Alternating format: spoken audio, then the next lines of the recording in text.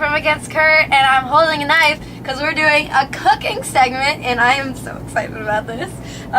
We're on our bus right now on the Vans Warped Tour, and I love cooking on tour. I call it Tour May, which is like I'm gonna have a cookbook one day, I promise.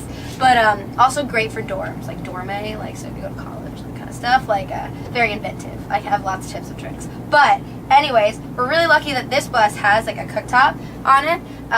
So I'm making a pasta because if you know who I am, you know I love pasta. So I actually pre-boiled the pasta and everything and cooked it because it takes like a year to heat these stoves up, like really quite a long time. I probably should have just done it honestly, like put the pot on a fire outside and it would have been a little faster. But anyways, so my family is Italian American, and obviously eat like a lot of like Italian American foods, so a lot of stuff has a lot of cheese in it and things like that.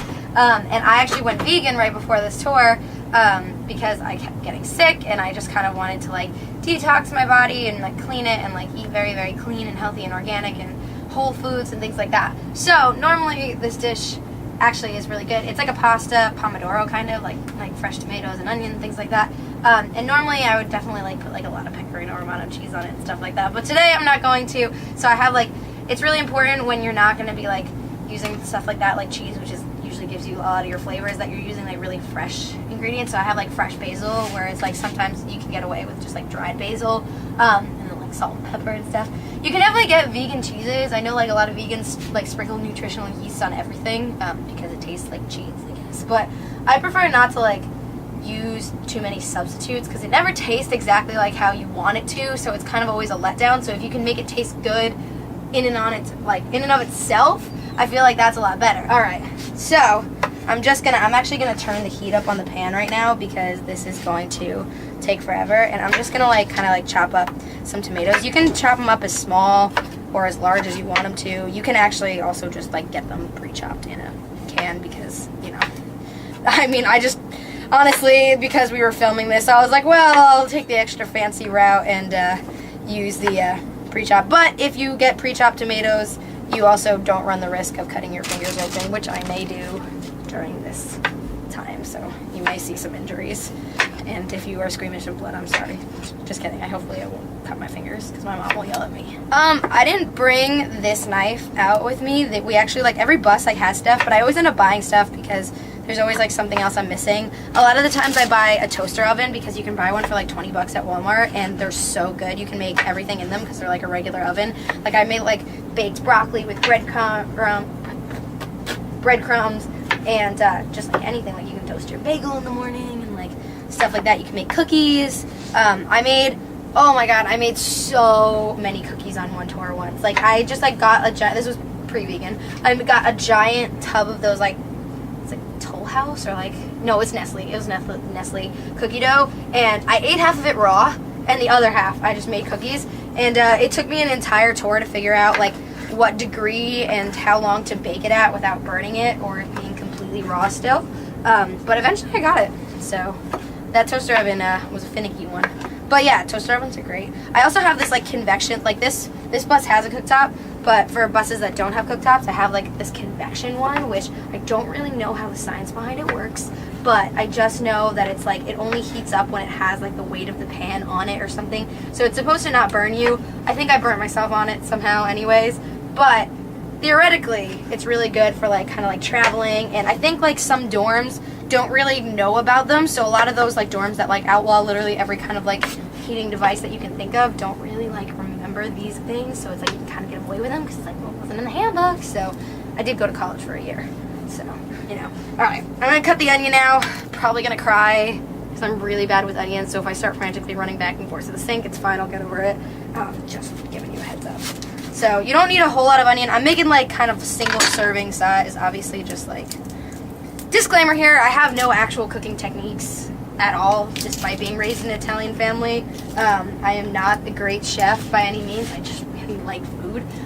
So if you're looking at things and questioning my methods, please question them. They're probably very questionable. But yeah, so just like, this is kind of single serving size, I guess, and you can kind of adapt it to whatever whatever size, whatever portion you're making.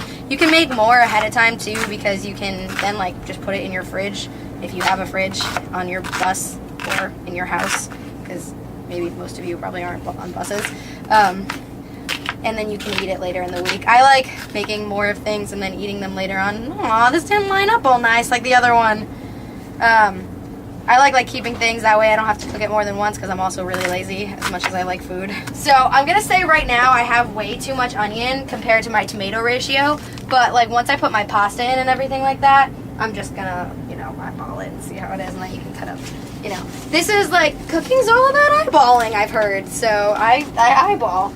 So this pan is heating up and I'm gonna put, normally I would heat up my olive oil in my pan, but these things literally take forever to heat up, and olive oil has a really like low smoke point, so I don't really want to set fire to our bus, which might still happen. You never know. Anything could happen.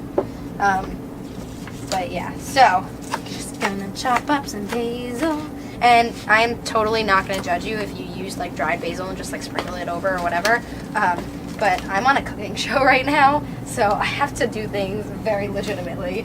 So I am using fresh basil. Oh, and like I said, you can get like canned tomatoes that already have like basil and oregano in them and stuff like that. I'm pretty sure I have them in this drawer that I got for lazy. Oh, there it is. Look, all natural basil, garlic, and oregano. So it's got everything. Oh, that's right. I have my garlic as well. You never know when you're gonna need garlic. Actually, I know I will need garlic for this. So I don't know how hot this is, but I'm gonna start putting my onions in. And we're just gonna see if they start cooking. Oh, they're gonna cook. Sweet. So I put the onions in first so they can caramelize. And I'm just gonna lower the temperature on this guy so I don't burn them, because I know that's a thing that I do a lot. And some basil snuck in there, but that's okay, because this is cooking. It's all gonna end up in there sooner or later anyway. And then I'm gonna cut up some more tomatoes. You can like use jarred sauce if you want. Oh, I'm starting to cry. If you want. Just really, I don't know if it's just me. I gotta figure out which kind of tomatoes are the ones that make you cry less. Which kind of onions make you cry less, not tomatoes. But I'm gonna rinse my knife off real quick so I don't keep crying every time. I'm just really emotional about this pasta, you guys. It's just beautiful. Okay, so these are getting clear, and that's where you want them, is when they get all clear. I'm gonna throw my garlic in now. You can use fresh garlic, and I would suggest using fresh garlic, but I didn't have fresh garlic, so I'm just using like this minced garlic flake things. Whew! Those onions. And you can also just like kind of do it to taste. If you use fresh garlic, just like when you chop it up, throw it in with the onion, so it kind of like gets the same thing going on. Oh, that onion. It's killing me. It's just like pasta's just so beautiful. Okay, we're getting there. All right, now that the onion is starting to like kind of get clear and stuff, I don't know if you can tell, but when it starts getting clear, that's when it's good. Then I'm gonna throw in my tomatoes and my basil and eventually my pasta. I'm just gonna cook this for a minute first, because then as the tomatoes cook down, they kind of, sometimes, I don't know if it's gonna do it today for me because we're on a bus, but it'll get a little bit more sauce-like. This is like a great alternative to making like actual pasta sauce on the road, because you can totally buy jarred sauce, but I think jarred sauce is like a sin against humanity. That's not true actually. Well, it kind of is true. But the problem with jarred sauce is a lot of them like add sugar and stuff like that, which is like, it's really hard to find good like jarred sauce, because like the only ingredients you really need in a pasta sauce are tomato, onion, basil, olive oil, white wine, salt and pepper to taste. And jarred sauces add a lot of stuff. They add like carrots and like weird things, and it's just like not necessary. So if you make your own sauce, or if you make like a pomodoro kind of like this, then you don't have to worry about all that stuff. I wish you guys could smell this, because it smells pretty good, if I do say so myself. Not a chef or anything, but I'm a chef. We had like our friend Tony from State Champs the other day. Their bus broke down, and he spent the night on our bus, because they all had to like go on other people's buses. And he was here, and they had missed catering, because they had to have like a van pick them up, and so they missed dinner. So I made a pasta. So yeah.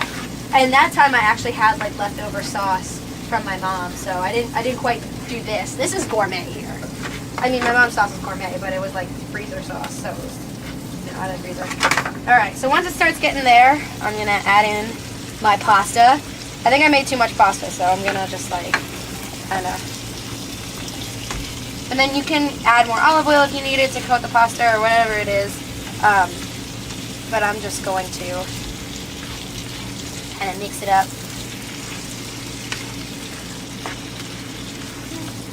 I feel like I should have Italian music playing in the background. Maybe next time. Or you could just put it in over it, like. I don't know the actual words. But right in the beginning of The Godfather, so I really should learn the words. Eat stray pasta, but I'm gonna eat you. Alright. So now that it's starting to get like the tomatoes are kind of like mushing into it and everything like that, which is good. Then I'm just gonna like salt and pepper it. I'm gonna lower this is all like just spilling out everywhere. I'm gonna add some salt and pepper, and then it's kind of done, really. It's kind of simple, kind of complicated. Kind of depends on your definition of simple and or complicated. So salt and pepper is just like, you know, the taste. Probably you're gonna want more salt than usual if you're not eating cheese on it. If you do want to put cheese on it, I recommend Pecorino Romano over Parmesan, because Pecorino has more of a bite to it, and it's also the best cheese in the world. So I definitely recommend it.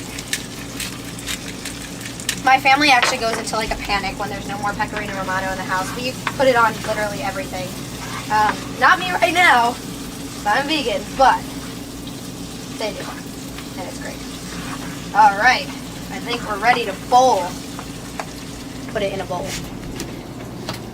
Get a fancy paper Dixie bowls. I'm the finest china. Actually, we'll put it on a plate. That'll look a little nicer. Are these Dixie? Yeah, these are Dixie as well. Don't worry. Everyday quality and convenience, and they're microwavable. So when you want to reheat your pasta.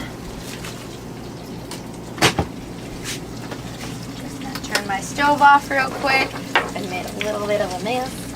And kind of take my pasta on my plate. Just wait, I'm gonna garnish it. Hold on.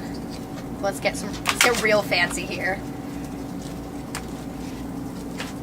Just put a little bit of. That's too big. Just put that one. That one, and I need like a little baby one. Or actually just like a little sprig like that. Yes. Do that. Ta-da! There's my pasta! If you're over the age of 21, you can eat it with wine. And, yeah! I'm gonna eat this. And I got leftover pasta that I don't know what I'm gonna do with. I guess I'm gonna just do it all again. Thank you guys so much for watching this video. Make sure you check out more episodes of Cooking at 65 miles an hour. And, it's time for me to taste this guy and get out your garnish. It's so hot, but it's so good. It's so good. I'm a master chef. I'm gonna go on that Beef Blobby Flay show. Make sure you check out my Band Against Christ's new record, by the way. Go to atcofficial.com. Find it and everything else. Bye!